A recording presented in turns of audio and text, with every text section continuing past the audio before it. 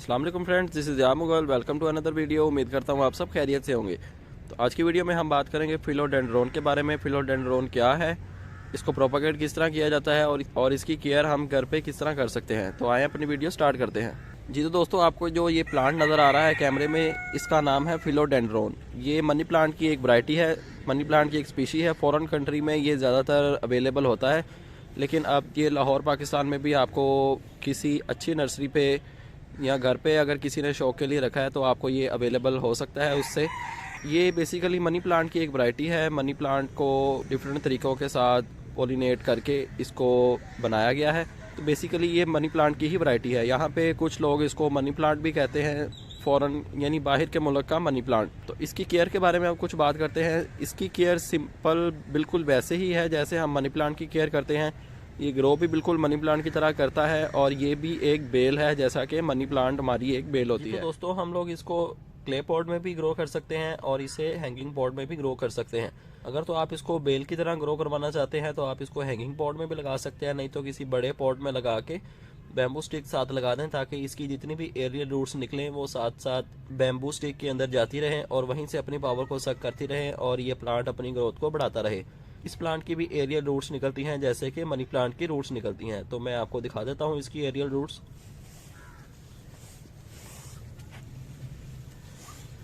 तो ये आप देख सकते हैं, ये इसकी एरियल रूट निकली एक और ये ज़मीन के अंदर चली गई और वहाँ से अपनी पावर सक कर रही है और प्लांट की ग्रोथ भी बढ़ती जा रही है साथ साथ। इसको पानी आपने उतना ही देना जितना हम मनी प्लांट को देते हैं। मीन्स के जब इसका ऊपर वाला सरफेस एरिया ड्राई हो मट्टी का, देन हमने इसको पानी देना है, अदरवाइज हमने इसको पानी नहीं देना। बहुत इजीली हम इसको ग्रो करवा सकते हैं अपने घर के अंदर। एक बार आप ये प्लांट ले आएँ तो आप इसको बहुत ज़्यादा प्रोपागेट भी कर सकते हैं। बहुत इजीली ये प्रोपागेट भी हो जाता है। ज़्यादा किसी खाद की ज़रूरत नहीं होती क्योंकि इसके खाली लीव्स ही ग्रो करते हैं, इसके ऊपर कोई फूल या फल नहीं लगता। तो इसलिए हम इसको सिर्फ गाय का गोबर भी दे सकते हैं, फुली डिकम्पोज हुआ, नहीं तो आप इसके अंदर पत्तों की खाद ऐड कर सकते हैं ताकि ये प्लांट अपनी ग्रोथ अच्छे से करता रहे। अब कुछ बात करते हैं इसकी प्रोपागेशन के बारे में, जो कि मेन मकसद है हमारी वीडियो बनाने का। इसको आप प्रोपागेट बहुत ही ईजिली कर सकते हैं, बहुत ही ज़्यादा ईजिली। आपने इसकी कोई सी भी ब्रांच ले लेनी है, 3 से 4 इंच की भी आप इसकी ब्रांच ले सकते हैं, नहीं तो 6 से 7 इंच की ब्रांच भी आप इसकी ले सकते हैं। सिंपल आप इसकी कोई भी ब्रांच ले लें। अगर तो उसके साथ एरियल रूट्स है तो वेल एंड गुड, अगर नहीं भी हैं तो कोई बात नहीं, ये अपनी रूट्स खुद ही जनरेट कर लेगा। तो इसकी कोई छोटी सी एक कटिंग उतार लेते हैं हम। हाथ की मदद से ही मैं इसकी कटिंग उतार लेता हूँ। अगर आपके पास कोई सीज़र वगैरह है तो आप सीज़र से भी इसकी कटिंग को उतार सकते हैं। ये मैंने इसकी एक कटिंग उतार ली है। ध्यान रहे कि कटिंग का नोड एरिया डैमेज ना हो। नोड एरिया क्या होता है, मैंने आपको अपनी वीडियोस में कई बार बताया हुआ है। ये वाला एरिया जो है जहाँ से फ्यूचर में रूट्स एंड शूट्स निकलनी है, इसको हम कहते हैं नोड एरिया। नीचे वाले लीव जो हैं वो हम रिमूव कर लेंगे, ताकि मट्टी के साथ अगर हमारे लीव्स लगते रहे तो फंगस आ जाएगा और फंगस आने की वजह से हमारी कटिंग फेल हो सकती है। इसलिए हम इसके नीचे वाले लीव जो हैं वो रिमूव कर लेते हैं ताकि कटिंग हमारी सक्सेसफुल हो जाए। आप इसकी सिंपल इतनी सी कटिंग भी लगाएंगे तो वो भी सक्सेसफुल हो जाएगी, क्योंकि इसके अंदर 2 नोड एरिया है। नीचे वाले नोड एरिया से इसकी रूटिंग स्टार्ट हो जाएगी और ऊपर वाले नोड एरिया से इसकी शूटिंग स्टार्ट हो जाएगी। तो ये आप देख सकते हैं, छोटा सा बड एक निकल रहा है। फ्यूचर में यही इसकी एक ब्रांच बन जाएगी और हमारा एक न्यू प्लांट बन जाएगा। तो नीचे वाले लीव्स हमने रिमूव कर लिए हैं, अब टाइम है इसको लगाने का। सिंपल आप किसी भी पॉट के अंदर इसको लगा सकते हैं। मैंने पॉट के अंदर मट्टी भर ली है ऑलरेडी, तो सिंपल मैं आपको लगा के दिखा देता हूँ। एक कटिंग मैं आपको लगा के दिखाऊंगा, बाकी आप अपनी मर्जी से जितनी मर्जी इसकी कटिंग लगा सकते हैं। जी तो दोस्तों, पॉट में आप मट्टी भर लें, किसी भी पॉट में आप मट्टी भर लें। बल आपने लेनी है, बल के अंदर किसी भी किस्म की खाद ऐड नहीं होनी चाहिए, मैं पहले ही आपको बता दूं, नहीं तो खाद ऐड होने की वजह से हमारी कटिंग गल सकती है।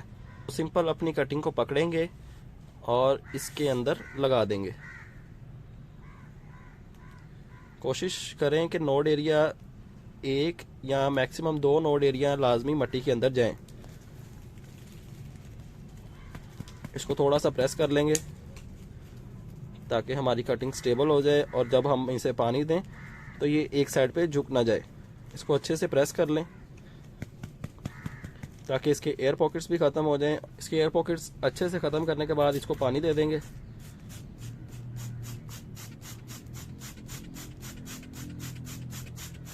पानी आप किसी भी चीज़ की मदद से दे सकते हैं, मैं फ़िलहाल ये शॉवर की मदद से पानी दे रहा हूँ इसको। جی تو دوستوں ہماری یہ کٹنگ بالکل اچھے سے لگ گئی ہے. اب ٹائم ہے اس کو پلیس کرنے کا. اگر ہم اس کو صحیح جگہ پہ اور صحیح ٹائم پہ اس کو پلیس کر دیں گے تو اس کی کٹنگ بہت اچھے سے اپنی روٹنگ اور شوٹنگ سٹارٹ کر دے گی. کیونکہ سردی کا سیزن ہے, سردی کے سیزن میں اگر ہم اس کو باہر پڑا رہنے دیں گے تو یہ ہو سکتا ہے کہ گل جائے, کیونکہ رات کو ٹھنڈ بہت زیادہ ہو جاتی ہے اور ٹھنڈ زیادہ ہونے کی وجہ سے ہماری کٹنگ جو ہے وہ گل سکتی ہے. تو کوشش کریں کہ اپنی اس کٹنگ کو گرین ہاؤس کے اندر رکھیں تاکہ یہ جلدی سے جلدی اپنی روٹنگ سٹارٹ کر دے. اس کو اب ہم گرین ہاؤس میں رکھ دیں گے. گرین ہاؤس میں یہ آلریڈی گرین ہاؤس میں ہی پڑی ہوئی ہے, کیونکہ میں گرین ہاؤس میں ہی ویڈیو بنا رہا ہوں بیٹھ کے. اس کی آلریڈی میں نے جو کٹنگز لگائی ہیں اب ان کے بارے میں بات کرتے ہیں, وہ میں آپ کو دکھاتا ہوں. دوستو یہ ایک سیڈلنگ ٹرے کے اندر میں نے اس کی کافی زیادہ کٹنگز لگائی ہوئی ہیں.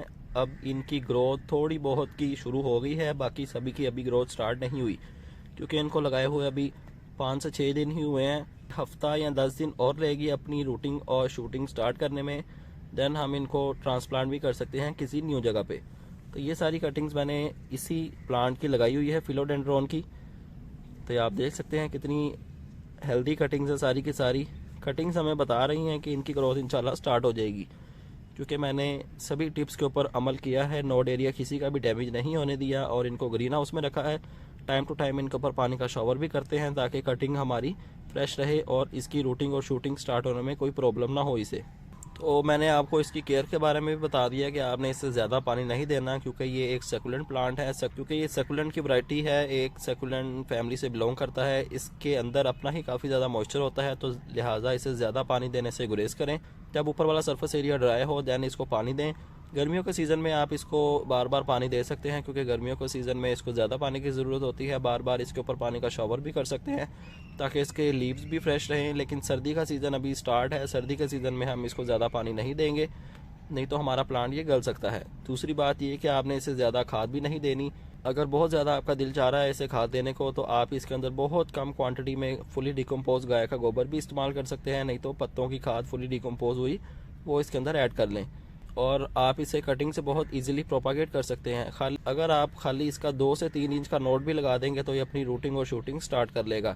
اگر آپ اس کو مٹی کے اندر نہیں لگانا چاہتے تو آپ اس کو خالی پانی کے اندر بھی لگا سکتے ہیں. پانی کی کوئی بوٹل لے لیں یا پانی کا کوئی جار لے لیں صاف پانی کا, اس کے اندر اس کی کٹنگ کو رکھ دیں تو 1 ہفتے کے اندر انشاءاللہ وہ اپنی روٹنگ سٹارٹ کر دے گی. دین آپ اس کو مٹی میں شفٹ کر سکتے ہیں اور یہ پلانٹ آپ کا پانی میں بھی گرو کر سکتا ہے, کیونکہ یہ منی پلانٹ کی ورائٹی ہے. جیسا کہ میں نے آپ کو پہلے بھی بتایا, منی پلانٹ جیسا کہ پانی میں ایزیلی گرو ہو جاتا ہے تو یہ پلانٹ بھی پانی میں ایزیلی گرو ہو جائے گا. تو امید کرتا ہوں آپ کو ویڈیو پسند آئی ہوگی. چینل پر نئے ہیں تو چینل کو سبسکرائب لازمی کر لیں اور بیل آئیکن بھی پریس کر لیں. آپ سے ملاقات ہوگی انشاءاللہ نیکسٹ ویڈیو میں کسی نئے ٹاپک کے ساتھ. اپنا خیال رکھیے گا, تب تک کے لیے اللہ حافظ.